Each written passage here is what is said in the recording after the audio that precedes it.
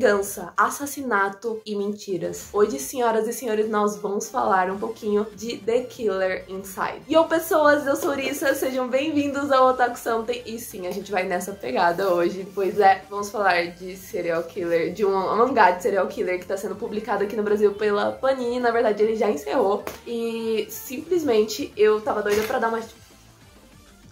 Eu vou deixar o chute, gente. Faz tempo que eu não dou aquela bicada sem querer, assim, no tripé. E eu sinto que faz parte da nossa convivência aqui. Sentiram saudade do chute gratuito?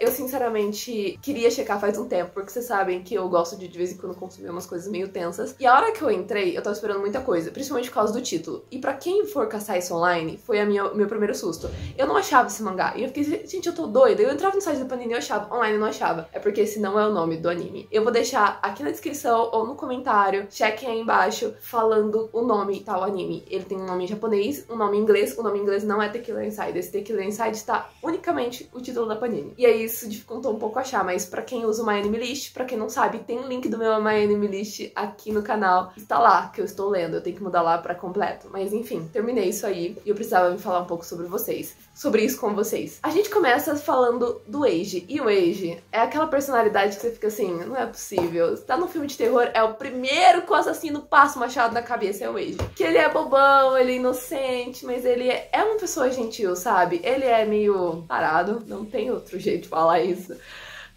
Sem ser desmonetizado. Mas, gente, ele é muito tarado. Eu cheguei a ficar meio incomodado com ele tem umas horas, porque assim, ele arrumou uma namorada recentemente e ele só pensa nisso. A menina tá tipo assim, vamos com calma, o Pandora Panqueca acabou de arrancar um pedaço do meu dedo.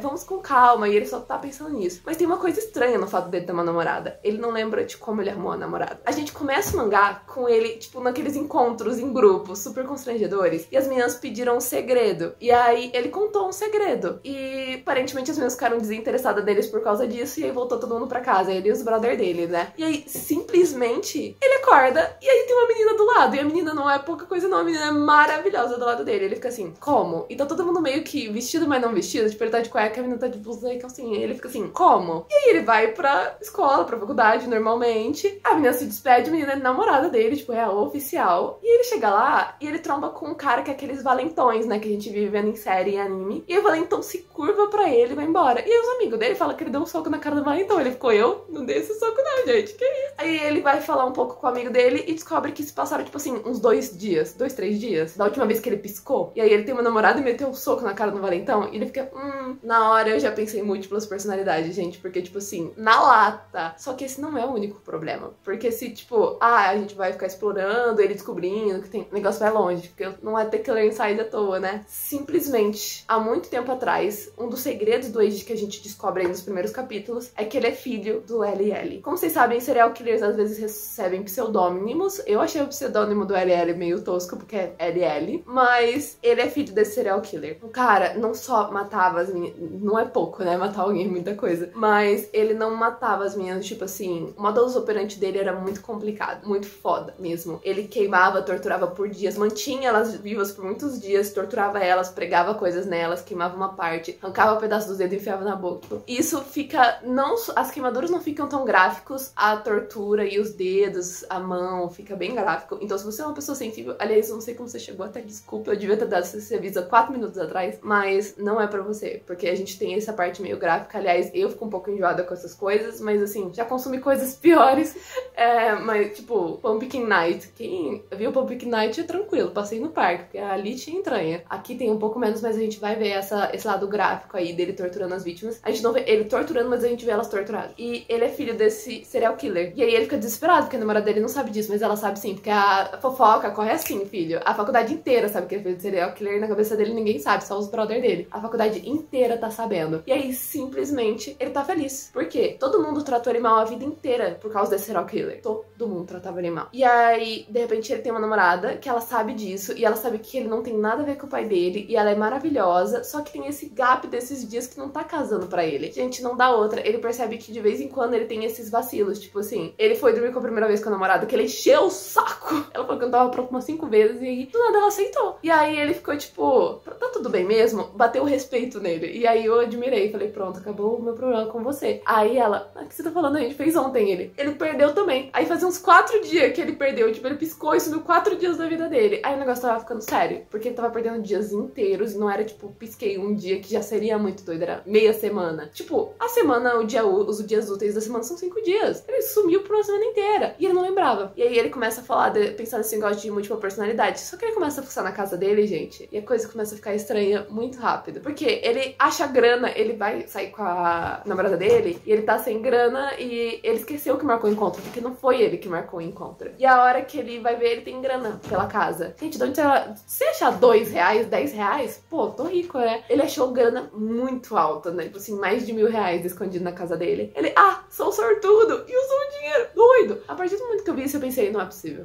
A outra personalidade dele é um assassino. E isso é a coisa mais feijão com arroz. Toda vez que alguém faz alguma coisa de múltipla personalidade, a múltipla personalidade, alguém é assassino ou extremamente agressivo. É o feijão com arroz. Aliás, o pessoal que tem múltipla personalidade costuma reclamar disso, porque faz com que as pessoas acham que, tipo, todos eles são assassinos escondidos. E Pandora tá fazendo esse barulho e eu queria que vocês me perdoassem. Eu não tenho controle quanto a ela. Era um espírito jovem e rebelde. Simplesmente, ele fica assustado, né? Porque, pô, ele começa a perceber que tem umas coisas meio estranhas e aí aparece outra vítima do LL. Só que não tem lógica. Por quê? Por que todo mundo sabe que o Age é filho do serial killer? Porque o serial killer foi pego, gente. O LL foi pego há muito tempo atrás, só que ele não tá preso. E nem tá, tipo, incondicional solto por aí, que é um absurdo, que o serial killer devia ter prisão perpétua na lata, né? Não, ele foi morto, gente. Ele se matou. Ele literalmente, a hora que ele ia ser pego, ele foi cercado pela polícia e ele ficou, indramático. E jogou fogo em si mesmo. O que eu achei meio estranho, porque normalmente esses serial killers, ou eles são só frios e estão procurando alguma coisa, ou parece que eles querem chamar atenção. Então, normalmente, eles fazem as coisas de um jeito meio diferente. Então, ele só se matar do nada, parece alguém que fez um crime passional e entrou em desespero. Que não é o caso. O pai do Age matou, tipo assim, 6 pessoas na maior frieza, sabe? Então, ele só se matado foi estranho. Ele não ter ido debochar da cara dos policiais, ele não ter ido dar discurso. A gente já viu vários assassinos de série fazendo isso. Ou, pelo menos, ele, tipo, parecia que não liga e fazia por diversão que ele não suportava. Não, ele se matou. Eu achei estranho. Mas, ok, né? Morreu. Tacou fogo em si mesmo. Às vezes ele não queria assumir seus crimes ou ele achou que ia ser um final magnífico. E foi um final, assim, horrível pras vítimas e pros pais das vítimas, mas pra ele ficou, tipo, pra aquele povo que de alguma forma é fã de serial killer, foi incrível. Só que, como é que tem uma vítima do LL se o LL tá morto? Vocês já ouviram falar desses copycats? Que é o pessoal que admira tanto um deles que vai lá e começa a fazer as mesmas coisas com o mesmo modus operandi. Temos uma solta. Aí o Age fica chocado, porque ele fica assim, não é possível. Eu tô tendo uns gaps de memória, tem dinheiro aparecendo, e agora essa pessoa, e só de ter alguém matando que nem o pai dele foi acusado de matar, já é o suficiente pra ser um gatilho pra ele, porque ele sofreu por isso. Mas agora ele tem suspeita de que possa ser ele mesmo. E agora a gente tem um BO, porque tem uma menina que ela é gótica vibes na sala, e toda hora ela aparece atrás do Age assustando ele, e ela solta pra ele que ele tem a múltipla personalidade, e que a diferença entre ele e a múltipla personalidade é que ele tem um cacoete quando, tipo, ele assusta. Ele tem uma mania de colocar a mão na orelha quando ele assusta. Então ela assusta ele toda hora, porque é assim que ela percebe quem que é quem. Ela percebeu que tinha alguma coisa estranha nele em alguns dias, fez isso. E aí ela percebeu que não era ele. Ou seja, ele tinha múltipla personalidade. E ela compartilha isso pro Age. E aí o Age fica surtado. Ele fica assim, mano, o assassino com certeza sou eu, mas não pode ser eu. E aí ele volta pra casa e funciona as coisas. Ele acha uma maleta com toneladas de dinheiro e um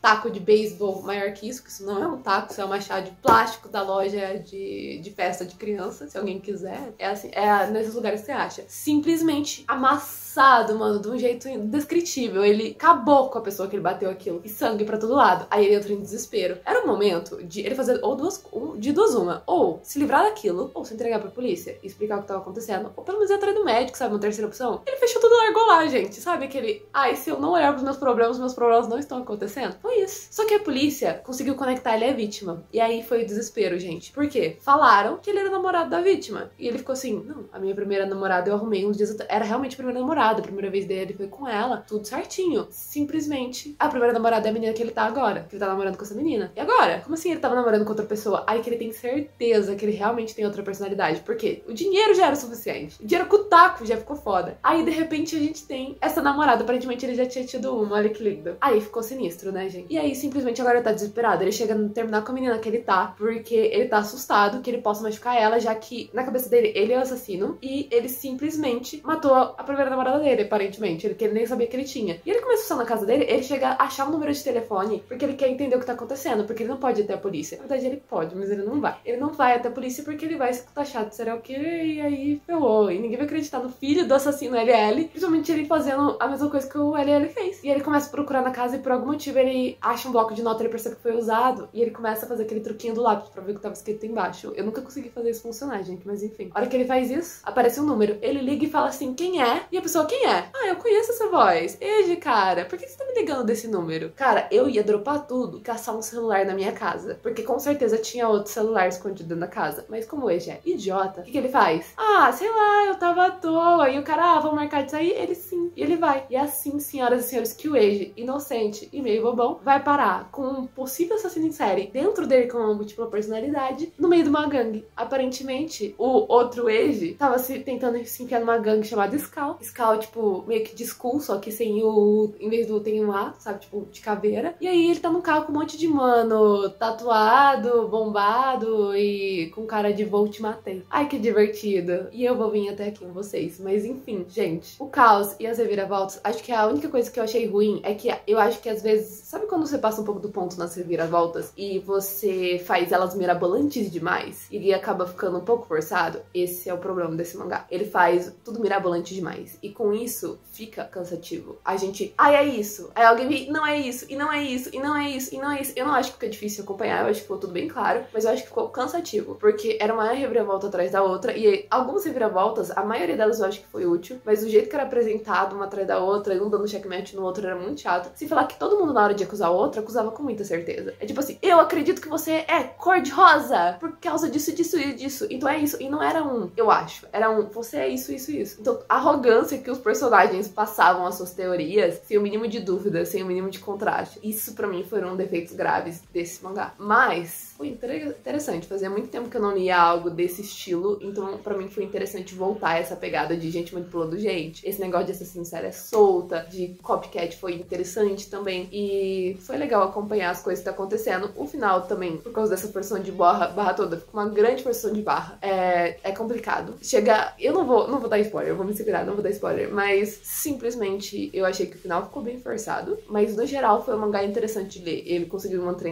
entretida e eu consegui ler rapidamente, apesar desse cansaço, a hora que eles começaram a bater uma teoria com a outra e uma mais mirabolante que a outra e tudo dando certo e tudo dando errado. Mas, enfim, eu gostei bastante de The Killer Inside. Então, espero que vocês tenham gostado desse vídeo e até o próximo mangá. Bye, bye!